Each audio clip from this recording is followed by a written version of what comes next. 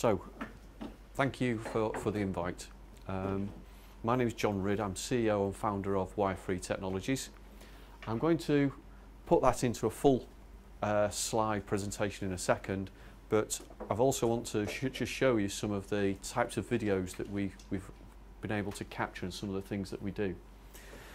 So I'm just going to quickly go through a little bit of a background to the company and how we arrived at what we're doing today, because quite often things happen by accident, or sometimes they happen by accident, but there's logical reasons as to why that accident happens. So my background is most people would classify me as an entrepreneur. I have had several businesses in the ICT sector over the last 16, 17 years. One of those in particular, I was CEO for a business where we had a data centre in the middle of Manchester, which was an underground A-bomb proof facility. It was the ex-Bank of England facility. We got that insured for £1.5 billion through Lloyd's of London. And to do that took a whole host of work in terms of right the way from the design level at a physical, logical level, understanding the management systems, because to be able to run an event and to be able to analyse any potential threat and downtime, we were running a 5-9 strategy.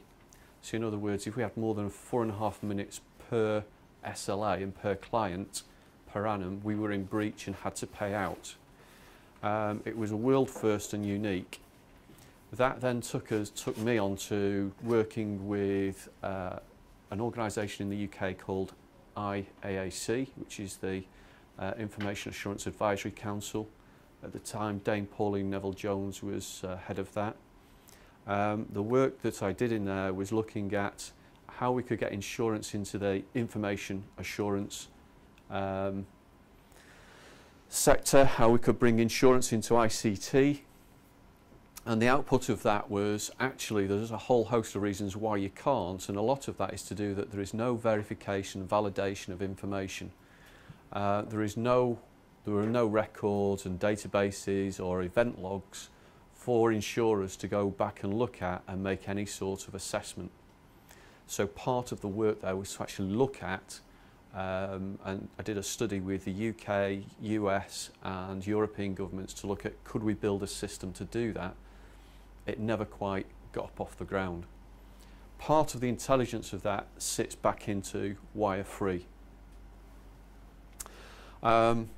Two other people that I have in the business with me, we have Brooke Jackson, who is a quite well-known imaging scientist. He sits on the board with me. He's also well known at Lancaster University and sits in the incubator business. He's a well-known imaging scientist. He's also a UK expert witness for UK law courts. And I also have Phil Davis, and we have some technology from Phil that allows us to do some of the clever things in the security areas to validate and to verify and validate the information that we're going to collect. So, talk a little bit more about what we do. We enable the capturing, the filming of real-time video from a mobile device. So today that sits on Symbian and Android. To do what we do and to get it to perform the way we want it to, we've understood now that we have to develop on each platform independently. We can't do it on in an environment that allows you to do sort of rapid deployment of applications. It has to be done individually on the different iOS platforms or Windows platforms. But in principle, what we're doing is we're enabling the streaming of live video straight into a command and control or a call centre. The idea came from me probably 6 or 7 years ago. I was driving through Trafford Park, just outside Manchester, saw 4 people breaking into a warehouse. As they were breaking in, they had balaclavas on, tooled up with crowbars, trying to open up the warehouse door. I phoned the police, and the police said to me, "Where are you?" I didn't have GPS in the car. I didn't know the name of the road. I was just parked up on the opposite side of the road. So as I was driving away, I thought, why couldn't I just send them an image with time, date, GPS information? So the more I researched it, the more I found, well, actually there isn't anything out there that would allow me to do it, not the way that I wanted. The more we looked at it, and the more, as I pulled a team of developers together and a cluster of directors with me together, we looked at it in terms of, well, the other things are, if you look at a mobile device today and you start to look at how people could use social media, it becomes very susceptible to personal changes, i.e. you can edit, you can change the time, the date, the GPS. You've got the threat also that internally, although you say that you've got trusted people in a call centre or in a command and control, how do you know that they've not edited or modified it or changed it? So the whole process is that actually what you're doing is opening up more and more risks across a network where you're going to actually, yes, you've got the benefit of getting visual information, but you've got more threats. Good example of that is we've got a couple of target sectors we're working into. One of those is the insurance sector. I won't mention names, but we've been working with a claims company who probably collect around about 12 to 15,000 photographs per day for motor claims. And the problem they have right now is the insurers are paying out because they think a photograph is worth more than not having it. But they also know they've got no way of verifying it, and they're paying out insurance on the basis that some of them are fabricated photographs. In particular, they're getting photographs where people are perhaps putting cling film round what they call a low velocity impact photograph. They're putting cling film around it, taking it from perhaps £1,000 to £1,800. Still, it means that nobody will go out to investigate it, and then they make the claim. So verification of the image becomes really, really critical. That's what we believe, and that's what YRFree are working towards delivering. So what I'll do is I'm going to just show you, as long as I've not been logged out, what we do on the handset is we have an ability to take live video. We measure the signal strength. If it can't get the signal strength required, it pushes it into memory, and then it'll upload it over GPRS or Wi-Fi. This is a video that was taken by a client.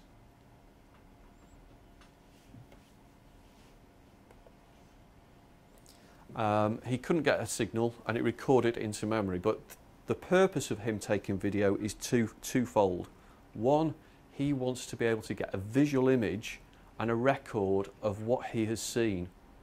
A good example of that would be, because I was with somebody from sort of the police forces last week, a good example of that would be there was a young girl killed down or murdered down in London sort of 2 to 3 weeks ago.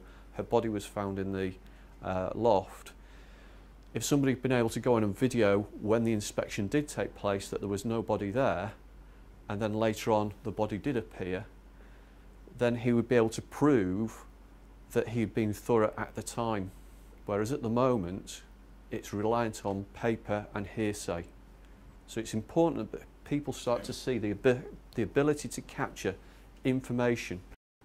That was actually a film out of a situation where they wanted to be able to look at what effectively was they classified it as a fireworks factory. I don't know if you watched the video while I was going through it, it probably wasn't a fireworks factory, but we're able to see a time, date and information as to where that was taken.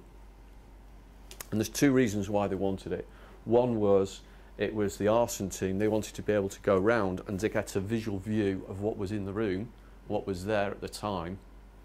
And secondly, what they want it for is where they then find that actually they don't have the intelligence or they don't have the skill sets.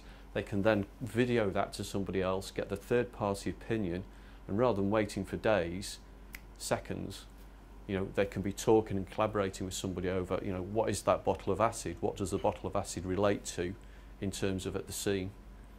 So it's a removal of costs, it's a removal of time, it's a removal of resources. It really sort of digs into organisational change.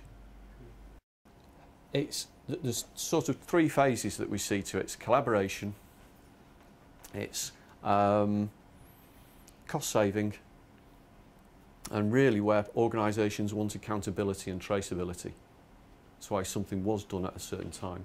I'm not saying that you have to do something all the time. I'm not saying that, you know, just because you're in a certain situation you want to video it, but you've got the opportunity to video it. So the whole ethos of what we're building here is an ability to, so this is, I'm just showing you some video capture. I won't show you all of this, but I'll show you a little bit about, to give you some idea. This was with West Mids Fire Services. So this was a simulated exercise in November in preparation for the Olympics. All that they were doing at the time is they ran an exercise to look at, it was a ricin attack in central Birmingham. It was a Sunday morning. What they wanted to do was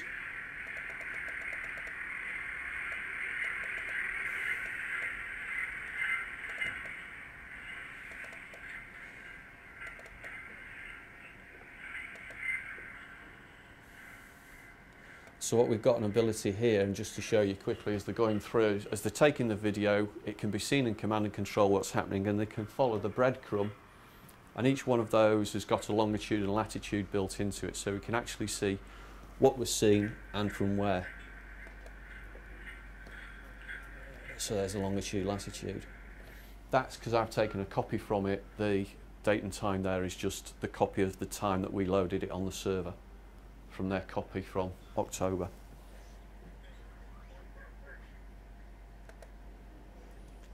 So coming back to the presentation,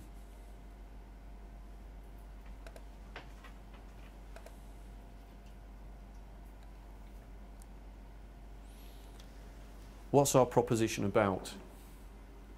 Our proposition is about enabling people in the field to make more informed decisions. And we're trying to break this down into three levels to start with. It's about how you can get information back to third parties at base for them to start to make informed decisions. Secondly, it's about how we can build intelligence into the architecture so that we can start to have traceability and accountability built into it. And the third phase of that is actually making it evidential.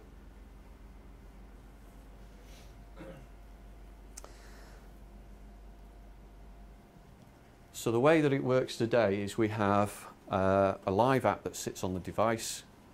The objective here for us is to make it a cost-effective platform. It sits behind somebody else's firewall. It can sit in the cloud if customers want, and we can sell it as a license. Typically where we're working with partners, they sell it as a cloud solution or they sell it as a licensed proposition. We can push this into memory, we call it VRAF, video record and forward, and also you can take a photograph. So really it's enabling the capture of any visual information that you want to be able to share with your team. So it's about pushing the media, pushing the video back into a call centre or a command and control centre. From there we also have an ability to build in notifications. So notifications allow you to do either from the desktop, from the administrator level, or from the handset, to build in who do you want to share this with. So you might not want to, you might have a situation such as fire investigation or disaster investigation where you find a substance and you want to be able to send that not just to the command centre but to an expert witness. So what notifications enable is the broadcast to key people. So you can send the information, it'll send a message to them, text or email, to tell them there's something to watch, and they can watch it through a browser. The whole system is browser based. It's got what we call an API built into it, so we can integrate this into existing case management systems. It enables which enables you to deploy from the desktop if there's a situation, you can deploy to the mobile device case number. In the case number, it'll have time, case number details, address details, location details. When they go back to site, they press the button, and all that's going to happen is it's going to upload with case number details.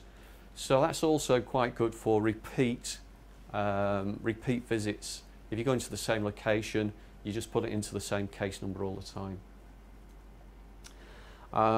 We've also built it so that it's got multiple levels of roles, management levels, different groups, so that you can set up subdivisions and look at how you can manage all the different types of access controls right the way through the system.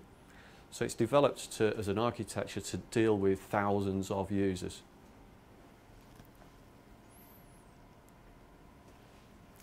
Initially, when we put the system together, we worked into looking at the filming and use for it in motor accidents for an RTA. So you get out of the car, and we had a number of insurers that were interested in doing it with us.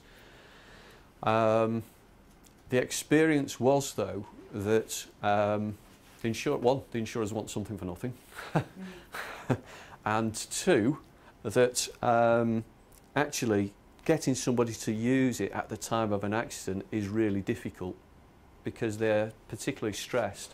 So are they going to get out and use it? No, they're not. Another analogy in terms of how we've worked into the security sector, we worked with a university campus, and it's quite interesting going back to sort of anecdotal information. But the security team in this particular university campus, the experience they had was if they approached somebody and they had a particular incident, typically normally alcohol related, if they've got the video, if they've got the camera or the mobile phone filming, people automatically accepted it and calmed down.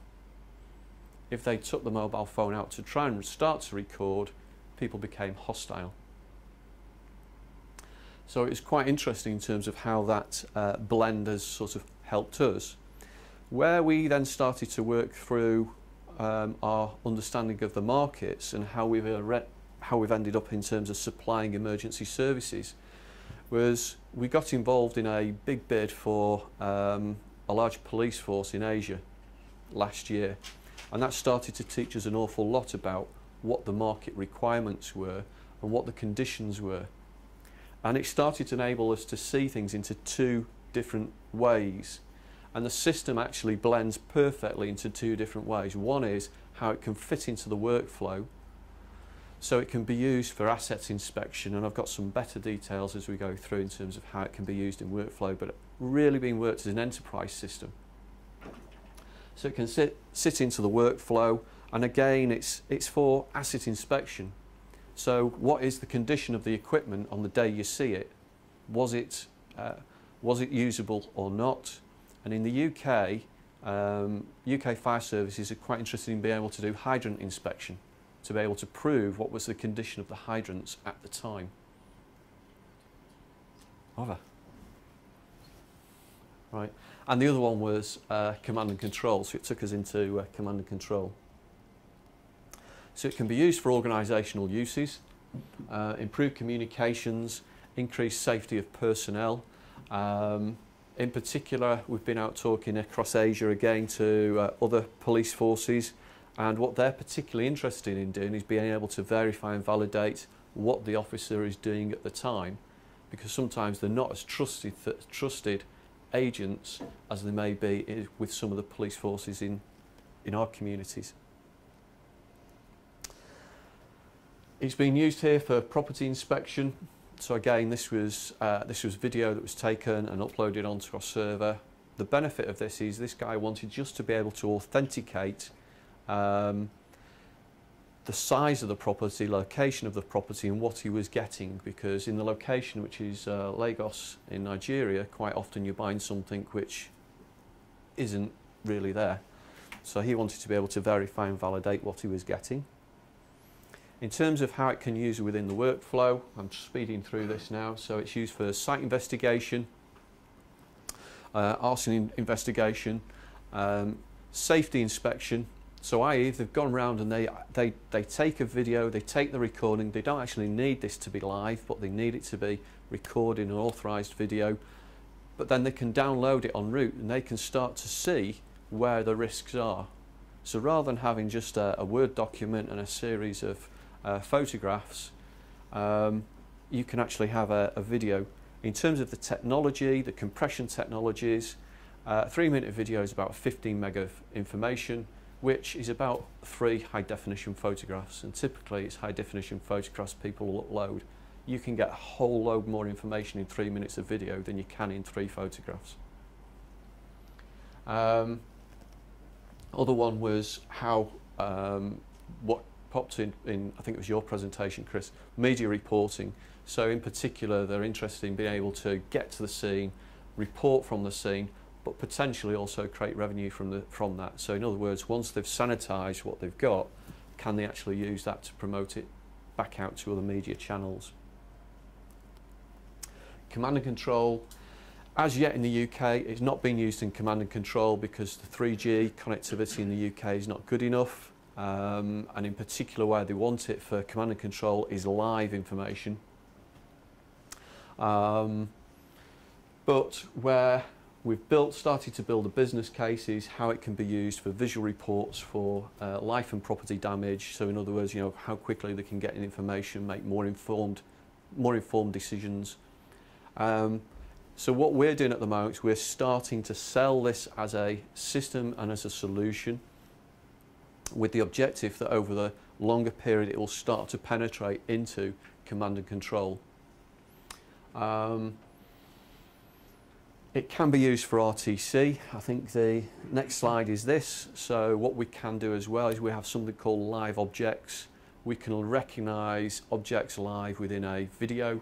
What we're doing in this one is we've got a yellow or a white oblong, and what it does is it pulls up time, date information, and we push that into the DVLA database and it'll tell us the make and model of the car.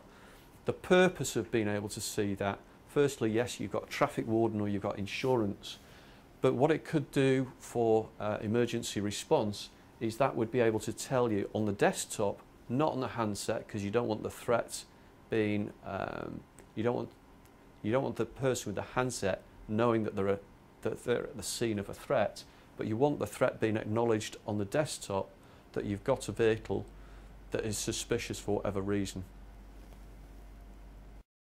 3 key things that we see is information collation, intelligence for risk assessment, and evidential data. We are building a secure system that sits at the back of this.